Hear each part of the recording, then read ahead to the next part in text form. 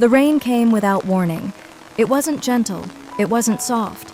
It fell hard, heavy, relentless, like the sky had decided to let go of everything it had been holding back, like it didn't care who got caught beneath it. And that was exactly where Jack found himself, standing in the middle of a road he didn't recognize, soaked through, his shirt clinging to his skin, his hair dripping into his eyes, his phone long dead, his thoughts louder than the storm itself. He had left everything behind that day. The meetings, the expectations, the life that had started to feel more like a trap than a dream. But now, he didn't know where he was going, or why. He just knew he couldn't stay where he had been. Thunder cracked across the sky, and then, a voice. "Hey, over here!" Jack turned. Through the curtain of rain, he saw her, standing under the weak shelter of a small roadside shop, waving at him like it was the most natural thing in the world, like calling a stranger out of the storm wasn't strange at all.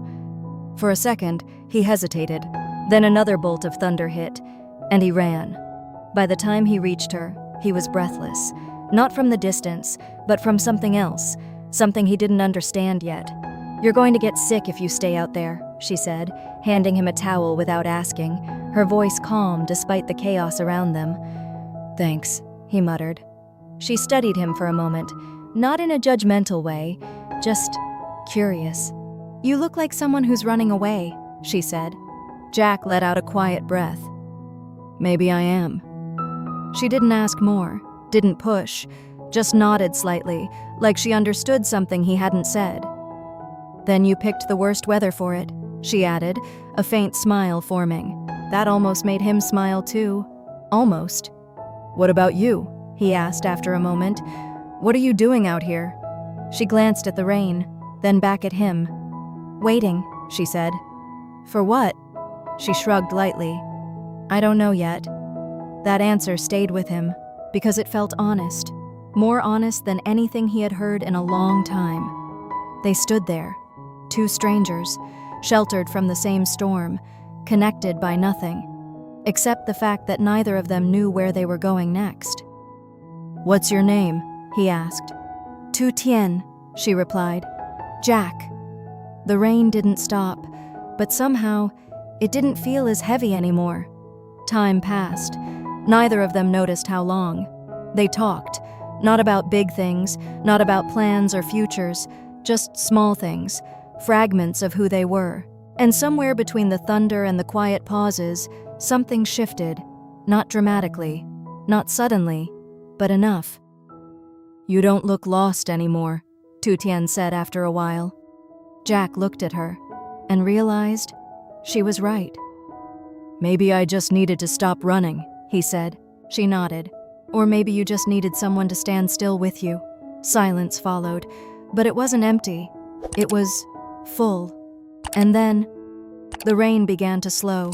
Not completely, but enough. Enough for reality to return. Enough for choices to matter again. Jack looked out at the road, then back at her. "What happens now?" he asked. Tử Tiên smiled slightly. "That depends," she said. "On what?" "On whether you're going to keep running or start something new." The words lingered, because for the first time, he felt like he had a choice, and somehow, that choice was standing right in front of him. "I don't want to run anymore," he said quietly. Tử Tiên held his gaze, then slowly, she stepped out from under the shelter, into the rain. It was lighter now, softer, but still there. She turned back to him. "Then walk," she said, and he did. From that moment on, everything changed. Not instantly, not perfectly, but real. They built something, slowly, carefully, from nothing but moments and choices and the quiet understanding that neither of them had all the answers, but they were willing to find them together. Years passed. The rain became a memory, a story they would sometimes laugh about. "Remember when you looked completely lost?" she would tease. "I wasn't lost," he'd reply. "I just hadn't found you yet." And every time, she would smile, because for a while, that felt true. They made promises, simple ones. The kind people make when they believe in forever. "I'll stay," Jack had said one night, his voice steady, his eyes certain. "No matter what." Tu Tian looked at him, carefully, as if measuring the weight of those words. Then she nodded. "Me too." And they believed it. Every word, every promise, every moment, until the day came when Jack had to choose. It started with a call, short, urgent, unavoidable. His father, the company, the family name, everything he had once walked away from, was pulling him back. Not gently, but completely. "You have to come back," his father's voice echoed through the phone. "This isn't optional anymore." Jack stood there, frozen, because he knew what that meant. Not just returning, but changing, becoming someone else again. And that would cost him something he wasn't ready to lose. Behind him, Tu Tian stood in the doorway, quiet, watching. She had heard enough. Not everything, but enough. "When do you have to go?" she asked softly. Jack didn't turn immediately. "Soon." Silence. Then, "For how long?"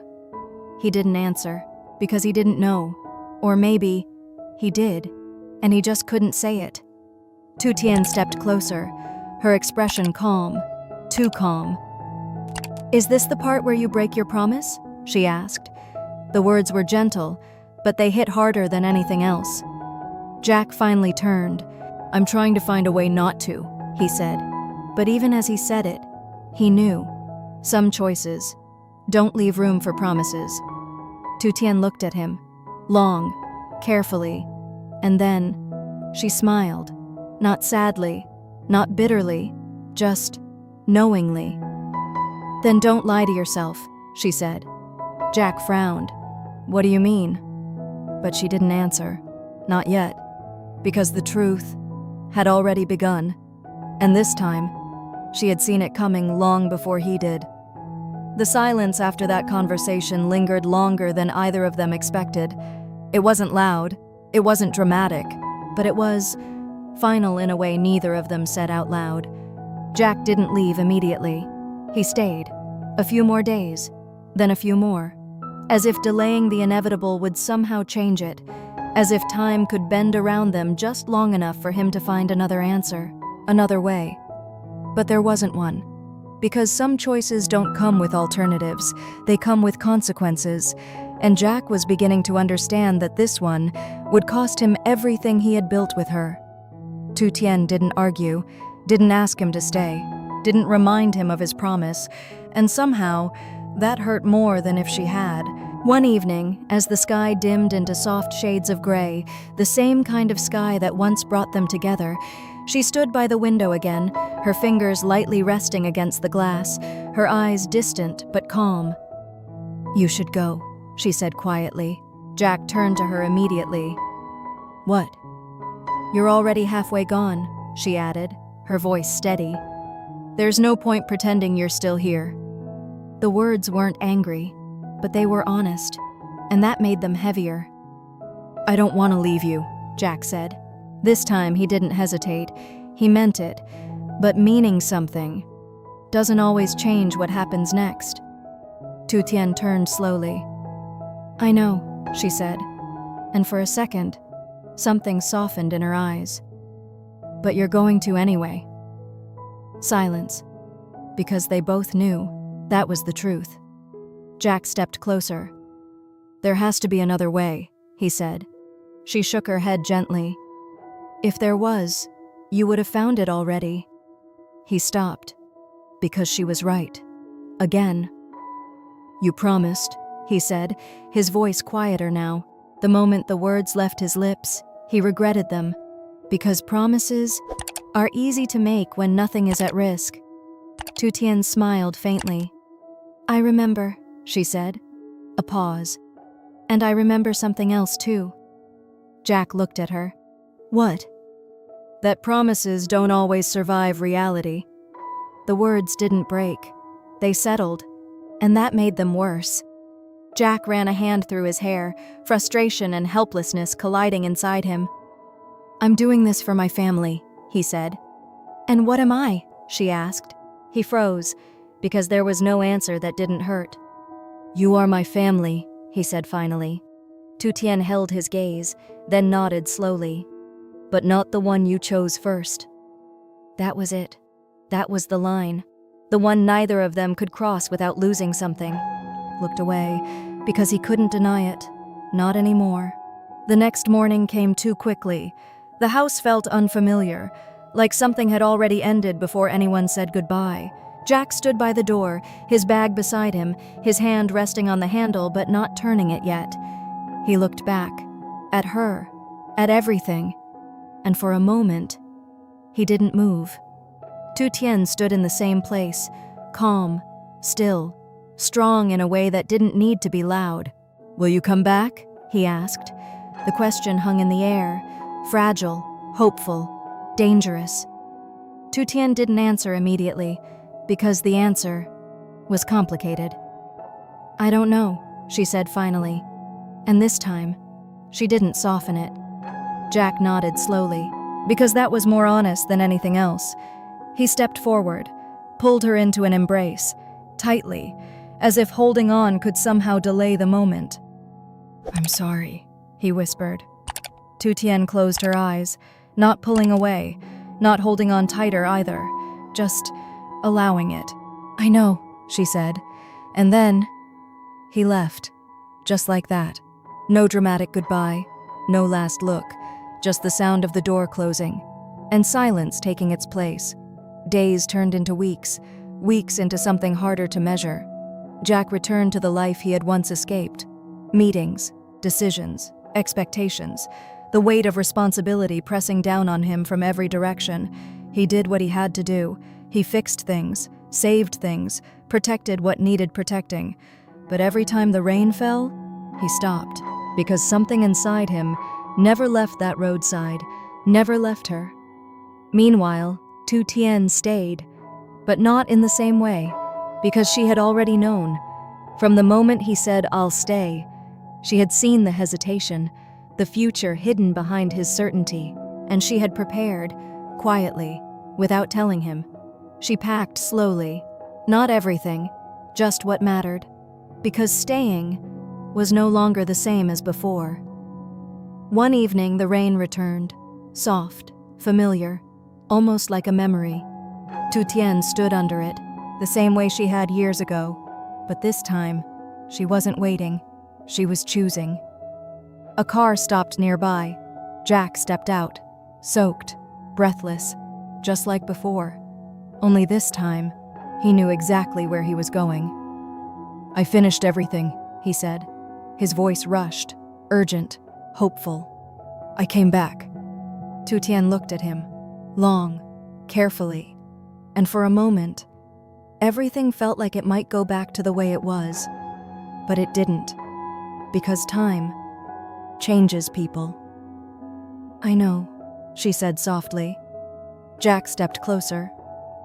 "Then come back with me," he said. The words were simple, but they carried everything. Tu Tian smiled slightly, the same way she had the first time they met, gentle, knowing, and a little sad. "I already left," she said.